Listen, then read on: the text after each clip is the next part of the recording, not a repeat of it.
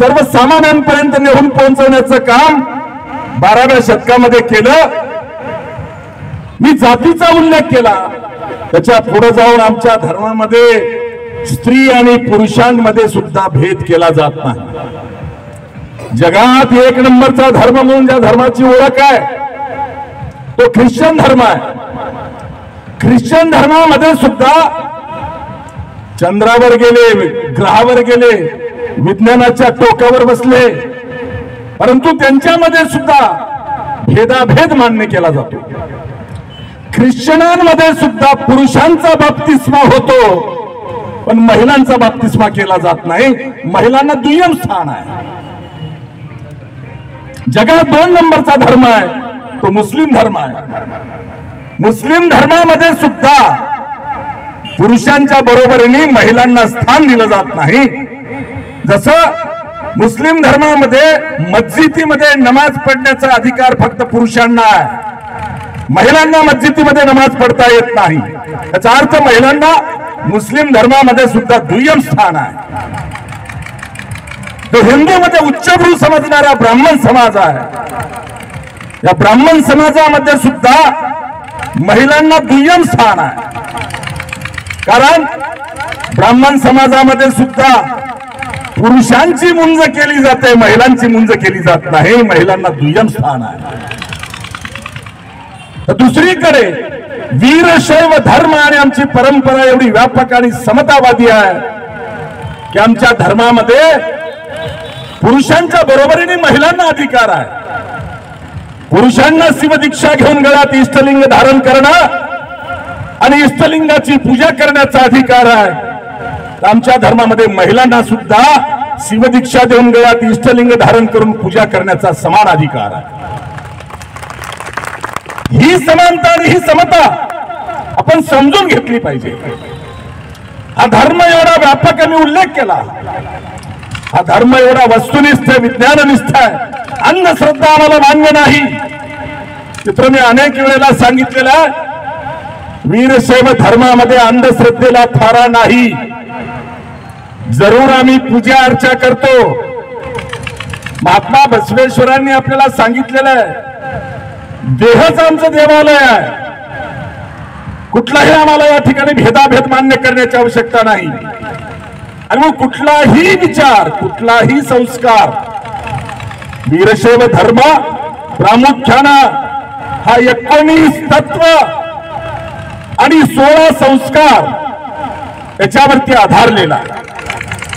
16 संस्कार मी सांगत बसणार नाही. जन्मण्यापासून ते मृत्यू पावल्यानंतर अंत्यसंस्कारापर्यंत वीरशैव धर्मामध्ये 16 संस्कार आहेत. आणि या 16 संस्कारामध्ये आपल्याला दीक्षा संस्कार हा सगळ्यात महत्वाचा आहे. बाकी उरलेले 15 संस्कार सांगायला माझ्याकडे आता वेळ नाही. परंतु धर्माची परंपरा आम्ही जोपासली पाहिजे. आमचा धर्म हा रचनात्मक दृष्टीने काम करणारा धर्म आहे. 16 संस्कार आणि 19 तत्व आहेत. कुठली 19 तत्व आहेत आमच्या धर्माची? पंचाचार, षटस्थल आणि अष्टावरण. 8 अधिक 6 अधिक 5 अशी आमच्या धर्मामध्ये 19 तत्व आहेत. आणि मग 19 तत्व आणि 16 संस्कार आमच्या धर्मात पुरुषांनाही लागू होतात. तेच 19 तत्व आणि 16 संस्कार आमच्यामध्ये महिलांना सुद्धा लागू होतात. ही समता आहे, ही समानता आहे. ही समानता आणि समता जी वीरशैव धर्मामध्ये आहे ती इतर धर्मामध्ये आपल्याला बघायला मिळत नाही. हा धर्म विज्ञानवादी आम्ही अनेक वेळेला सांगितलं बांधवांनो. आम्ही इष्टलिंगाची पूजा करतो, अंधश्रद्धा नाही. मी स्वतः MSc, MA, MPhil विज्ञानाचा विद्यार्थी आहे. मी पूर्ण सूर्यमंडळ किंवा ब्रह्मांडाचा मी अभ्यासक आहे. आणि म्हणून मी आपल्याला सांगितलं पाहिजे, आपण शिव उपासक आहोत आणि शिवपिंड ही काही मूर्ती नाही. आता अलीकडच्या काळामध्ये मनोवाद्यांनी ब्राह्मणांनी हा उपद्रव सुरू केलेला आहे की पिंडीला 11 रूप देणं चाललंय. वेगवेगळ्या दाढी मिशा असणारे चेहरे बनवून पिंडीवर तांदळावरती बसवले जातात. मित्र, हे विकृतीकरण चालू झालंय. मुळामध्ये संपूर्ण बहुजन समाज जो शिवभक्त आहे, शिव हे तत्व आहे आणि तत्वाचा आम्ही या ठिकाणी स्वीकार करताना, तत्वाची पूजा करताना आम्हाला एखादी मूर्ती उभा करण्याची आवश्यकता नाही, तर शिवपिंड हे आम्ही प्रतीक म्हणून त्याची पूजा करतो आहोत. आणि बांधवांनो, विज्ञानाच्या भाषेमध्ये जर सांगायचं असेल तर ब्रह्मांड ज्याला म्हणतो आपण, विश्व ज्याला म्हणतो, त्या ब्रह्मांडाचा आणि विश्वाचा आकार हा आमच्या शिवपिंडीसारखा आहे. आपल्यामध्ये ग्रह आहेत, उपग्रह आहेत, तारे आहेत, सूर्य आहे, हे सगळे मिळून आपला एक सूर्य 99.99% आकारमान एका सूर्याचा आहे आणि 0.01% हे उरलेले सगळे आपले ग्रह उपग्रह तारे आहेत. आणि या सगळ्याला मिळून एकत्र आपण सूर्यमंडळ म्हणतो. असे शेकडो सूर्यमंडळ एकत्र येऊन विश्व बनतं, ज्याला ब्रह्मांड म्हणतात. आणि त्या ब्रह्मांडाचा विज्ञानाच्या भाषेमध्ये हा आकार जो आहे तो शिवपिंडीचा आकार आहे. आणि म्हणून आम्ही कोण्या मूर्तीचे पूजक नाही, तर आम्ही ब्रह्मांडाचे पूजक आहोत, आम्ही तत्वाचे पूजक आहोत, आम्ही विचाराचे पूजक आहोत. आणि जे वर्षानुवर्ष, हजारो वर्षापासून चालत आलेली ही जी आमची परंपरा आहे, तिला वृद्धिंगत करण्याचं काम, तिचा प्रचार आणि प्रसार करण्याचं काम अत्यंत प्रतिकूल परिस्थितीमध्ये 12व्या शतकामध्ये महात्मा बसवेश्वरांनी केलं. महात्मा बसवेश्वरांनी तोच विचार स्वीकारला, तोच विचार घेतला आणि त्याचा बहुजन लोकांपर्यंत, 18 पगड जाती धर्माच्या लोकांपर्यंत हा संस्कार आणि विचार पोहोचवण्याचं काम केलं. त्या महामानवाची आपण जयंती करतो आहोत. विज्ञानाच्या भाषेमध्ये मी अनेक उदाहरणं अनेक ठिकाणी देत आलो. अभ्यासक मंडळींनी यावर आता खरं तर संशोधन करण्याची आवश्यकता आहे, लिखाण करण्याची आवश्यकता आहे. मी आपल्याला सांगितलं पाहिजे, 16व्या शतकामध्ये संत शिरोमणी मंगल स्वामींनी आम्हाला परमरहस्य दिला. 17 अध्यायाच्या परमरहस्यामध्ये वीरशैव धर्मीयांची जीवन पद्धती सांगितली.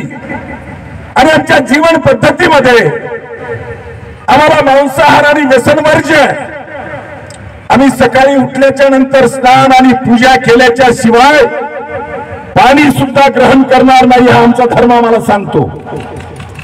आणि अशा प्रकारचं जे वर्तन आहे, ते वर्तन आपण करतो म्हणजे ही अंधश्रद्धा आहे, असं काही कर्मकांडी लोक, काही भामटेगिरी करणारी लोक जे आहेत ते आमच्या धर्माबद्दल अपप्रचार करतायत. मित्र, इतरांच्या तुलनेमध्ये वीरशैव धर्मामध्ये जी पूजा केली जाते ती वस्तुनिष्ठ आणि विज्ञाननिष्ठ आहे. वस्तुनिष्ठतेचं जर उदाहरण द्यायचं असेल तर आपल्याला एक उदाहरण देईल. आपल्या इतर समाज बांधवांमध्ये स्वर्गीय म्हणतात, स्वर्ग कोणी बघितला नाही. वैकुंठवासी म्हणतात, वैकुंठ कुठे आहे कोणाला माहिती नाही. पण आपल्यातलं कोणी जर मृत्यू पावलं तर त्याला कैलासवासी म्हणतात. आणि या पृथ्वी तलावर, भारत देशाच्या शिखरावर, हिमालयामध्ये कैलास पर्वत नावाचा पर्वत आजही आहे, जिथं भगवान शिवाचं वास्तव्य आहे. आणि आम्ही जीव आणि शिव लीन झाले असं म्हणतो. आम्ही मृत्यू पावल्याच्या नंतर आमचा जीव गेला, तो कुठं जातो तर शिवाजवळ जातो. आणि म्हणून आम्ही आमचा जीव गेल्याच्या नंतर कैलासवासी म्हणतो. आणि कैलास हे पृथ्वी तलावर, पृथ्वीच्या नकाशावर आम्ही हिमालयामध्ये कैलास पर्वत दाखवू शकतो, ही वस्तुनिष्ठता आहे. विज्ञाननिष्ठता जर बघायची असेल तर मित्र, आपण पूजा करतो, अंधश्रद्धा नाही. पूजा करताना तुम्हाला आणि मला माहिती आहे, परमरहस्यात सांगितलं, स्नान केल्याच्या नंतर 15 ठिकाणी विभूती लावा.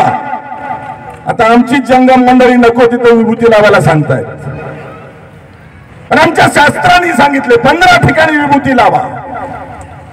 पिंडीला विभूती लावताना सुद्धा 3 पट्टे आडवेच लावले पाहिजे. चंद्राची कोर नको, अकराळ विकराळ स्वरूप नको. कोणी भातात बनवालंय, कोणी फुलात बनवालंय, हे उपद्या बंद झाले पाहिजे. कारण तो आकार हा ब्रह्मांडाचा आकार आहे. आम्ही शिवतत्वाचे पूजक आहोत, आम्ही ब्रह्मांडाचे पूजक आहोत, आम्ही विश्वाचे पूजक आहोत. आणि म्हणून आमच्यामध्ये पूजा करताना इष्टलिंगाची पूजा करताना सुद्धा मी हे माझ्या पदरचं सांगत नाही, महात्मा बसवेश्वरांचाच हा विचार आहे. हा धर्म वस्तुनिष्ठ विज्ञाननिष्ठ आहे. कुठल्याही प्रकारची अंधश्रद्धा आणि अज्ञान आम्हाला मान्य नाही. आणि विज्ञाननिष्ठता सांगताना मी आपल्याला सांगेन, सकाळी उठून आम्ही स्नान केल्याच्या नंतर इष्टलिंगाची पूजा करतो. मित्र, पूजा करताना परमरहस्यामध्ये सांगितलेलं आहे, आपल्या शरीरावर 15 ठिकाणी विभूती लावा.